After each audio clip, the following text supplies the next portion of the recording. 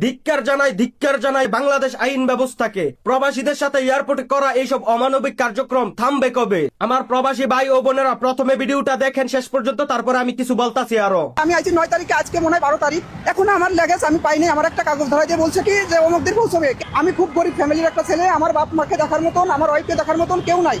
আপনারা শুধু বড় বড় বাতলাবাজি দেন ইউটিউবে, ফেসবুকে, এনি ওখানে। প্রবাসীদের কোথায়, প্রবাসীদের অবদান আপনারা কোথায় রাখতেছেন? আমি একজন রেমিটেন্স যোদ্ধা, আমি মালয়েশিয়া থাকতাম দীর্ঘ 3-3.5 বছরের মতন। আমি ডক্টর ইউনূস স্যারকে এই কথাই বলতে চাই, আমরা প্রবাসীরা, ডক্টর ইউনূস স্যার বলে আমরা প্রবাসীরা নাকি বাংলাদেশের মেন মেরুদণ্ড। আমাদের সুযোগ সুবিধাটা কোথায়? আমাদের সুযোগ সুবিধা কোথায়? ডক্টর ইউনূস স্যার, আপনাকে একটা কথাই বলতে চাই, আপনি আমাদের প্রবাসের দিকে একটু সতর্ক হয়ে তাকান, আমাদের দিকে একটু দেখেন, আমরাও তো মানুষ।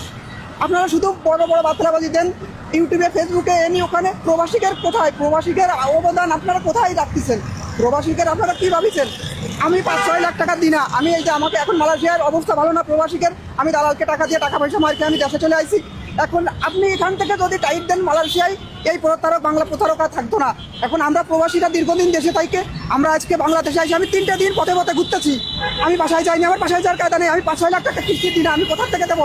আমার বাপের শুধু পিঠা টুপি আছে, তাই ছাড়া আমার দেওয়ার মতন কিছু নেই। ডক্টর ইউনূস স্যার, আপনাকে আমি বলতে চাই, আর সকল প্রবাসীকে বলতে চাই আমি, যে ভাই তোমরা দেখো আমার পরিবেশ, দেখো তোমরা বাস্তবে নিজেই দেখো, ঢাকা শহরে এলাকায় এসে দেখো প্রবাসীদের কোনো দাম নাই। প্রবাসীদের মুখে মুখে মানুষ ভালোবাসে।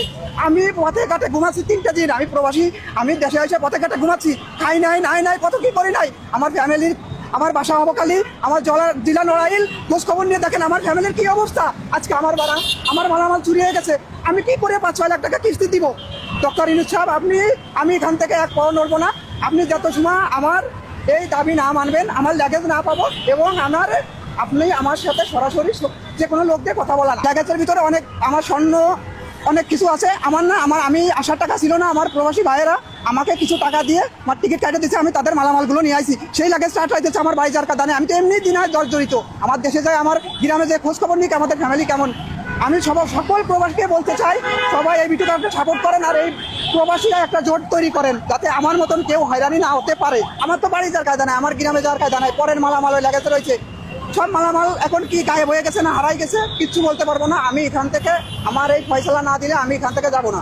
আমার এই প্রবাসী ভাইয়ের কথাগুলো তো সকলেই শুনেছেন, তাই না? কথাগুলো শোনার পরে কি আপনার কাছে খারাপ লাগতেছে না? আপনার মনে কি আঘাত লাগতেছে না? কি আর বলবো রে ভাই আপনাদেরকে। তবে একটা কথা বলি, কার কাছে বিচার দিবেন, কার কাছে বিচার চাইবেন? পৃথিবীর বুকে বাংলাদেশের মতো এমন কোন নতিজা নেই যে একটা দেশের এয়ারপোর্টে একটা দেশের রেমিটেন্স যোদ্ধাদেরকে এইরকম হয়রানি হতে হয়, এইরকম চুরির শিকার হতে হয়, তাদের কষ্টার্জিত সম্পদ চুরি করে রেখে দেওয়া হয় এয়ারপোর্টে, যেটা কিনা একমাত্র বাংলাদেশেই হয়।